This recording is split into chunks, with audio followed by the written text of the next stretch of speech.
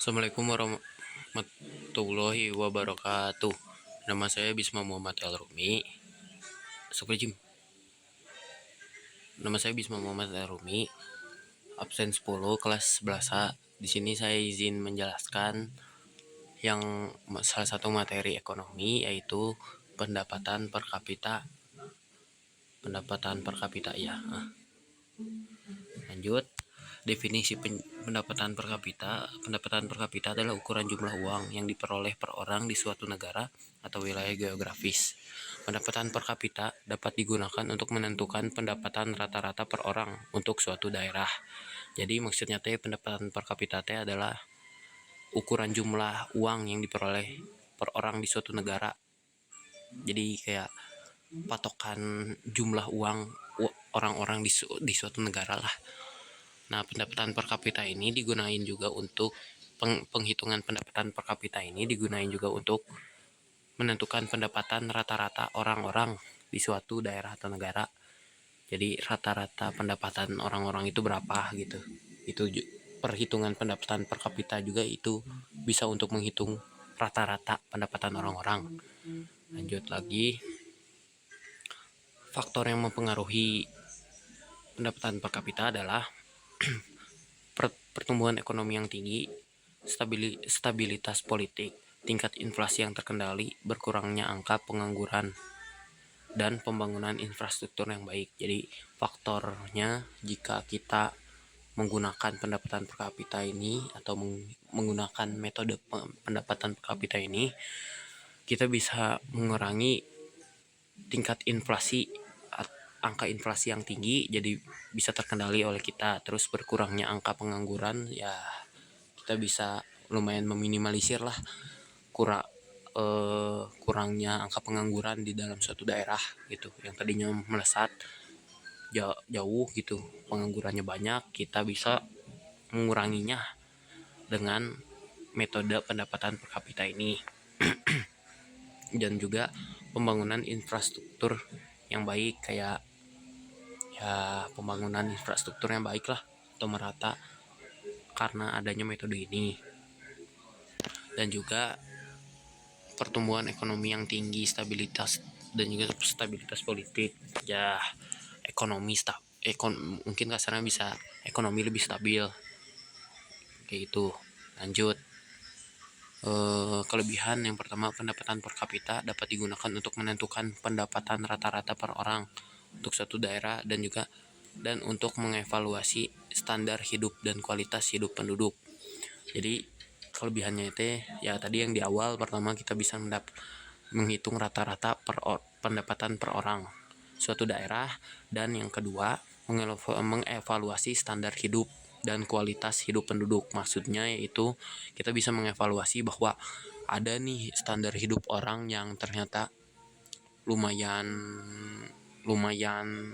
ekonominya tuh lumayan tinggi, jadi kayak dia tuh kaya raya atau apa. Terus kualitas standar hidup yang tinggi misalnya, dan juga kualitas standar hidup yang rendah, menengah ke bawah atau menengah ke bawah. Yang pertama kan tadi menengah ke atas, yang kedua ini yang menengah ke bawah, kayak rakyat miskin lah, atau yang masih mencari pekerjaan, perekonomiannya kurang gitulah. Ya, kita bisa mengevaluasi dengan adanya metode pendapatan per kapita ini. Itu kelebihannya. Lanjut, untuk kekurangannya adalah ketidakmampuannya untuk menggambarkan tingkat kesejahteraan masyarakat secara utuh. Jadi kita nggak bisa mengatokin banget lah secara utuh gitu. Kayak kalau tadi kan bisa secara umumnya kayak kita, karena itu kan perhitungan kan, pasti kita bisa dapat gitu hasilnya. Cuman ini untuk kesejahteraannya kita nggak bisa ukur, karena sejarah kesejahteraan masyarakat itu pasti ya silih berganti kan. Jadi kita nggak bisa menggambarkan secara utuh lah. Itu kekurangannya. Rumus pendapatan per kapita yaitu pendapatan per kapita yang pertama, pendapatan nasional dibagi jumlah penduduk. Jadi pendapatan nasional itu mungkin pendapatan semua dari ininya, semua pendapatan dibagi jumlah penduduk. Misalnya pendapatan per kapita, contohnya 200 triliun dibagi 50.000, pendapatan per kapitanya adalah 4 juta. Itu jadi pendapatan nasional dibagi jumlah penduduk, membagi pendapatan nasional negara tersebut dengan penduduknya. Lanjut contoh soal.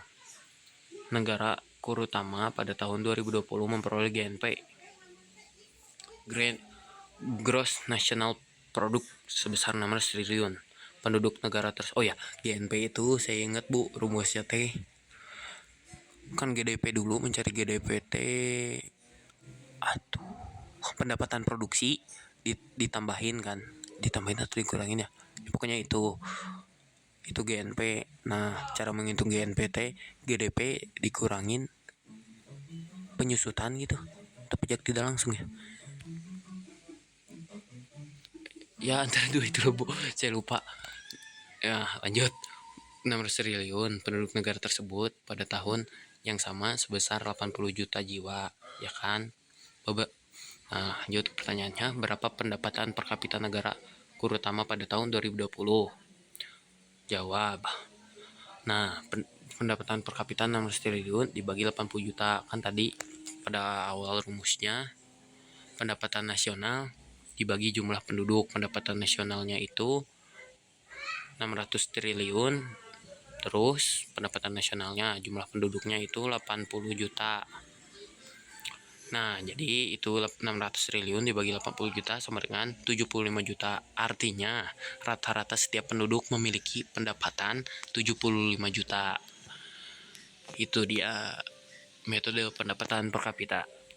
Sekian, terima kasih banyak. Saya Bisma Muhammad Elrumi, absen 10 dari kelas 11H. Izin pamit. Wassalamualaikum warahmatullahi wabarakatuh. Terima kasih Bu Lani.